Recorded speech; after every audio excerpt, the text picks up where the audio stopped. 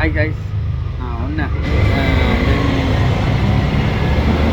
ඉවිදලා චාටර් වල කතරක වාඩිලා ඒ විදිහට මොකලන්ට වඩුවක් ගන්න යන්නේ මොනවද මේක කී දෙනෙක් දැකලා තියෙනවද දන්නේ නැහැ.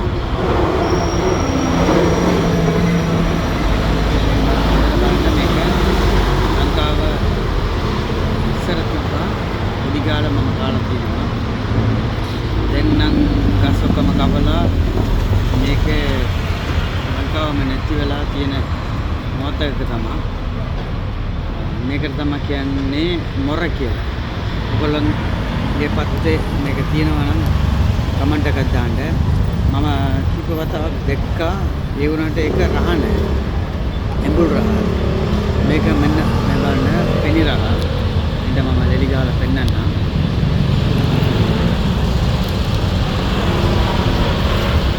මේක රම්චන් වගේ තමයි. මම ගෙදර මගේ මල්ලි ගෙනාවා. එතකොට ගෙදර ගහක් හිටවුවා. මේ තියෙන්නේ මේ බලන්න මේක තමයි මොර කියලා කියන්නේ. දැන් ඉන්න පොඩි ළමයිට දන්නේ කෙනෙක්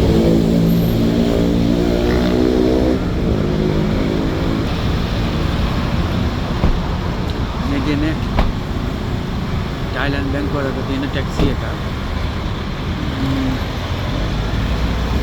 මේක බුක් කරන්නේ Bolt කියලා ඇප්ලිකේෂන් එකක් තියෙනවා. මේකේ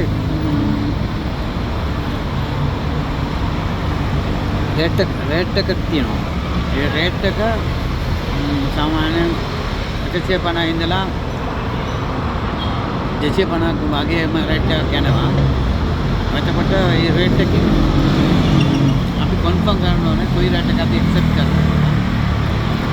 මේ දැන් 155යි කෙනෙක් දායි.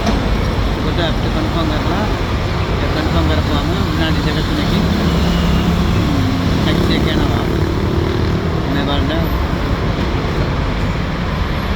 මේ ලංකාවත් මේ වගේ ලස්සනට අර නිවිල්ටික ඇන්ගල් එකකට සහනයක් දීලා පොඩි කාර්යයක් ජපන් කාර්යයක් ගන්නලා දුන්නා නම් කොච්චර ලස්සනද කියයි. නබස් නම් එච්චර නෑ මේ.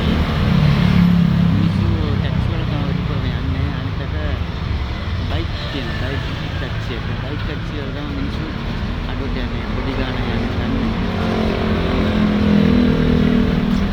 ලෝටස් කියලා ගන්න තියෙන්නේ. මේ හැමතැනම තියෙන්නේ කණ්ඩ කර තමයි. කොම කුකුල වලට තමයි මැච් එක ගන්න. කුකුලෝ මේ එකක විදියට මරලා. මරලා කියලා කියන්නේ උයලා.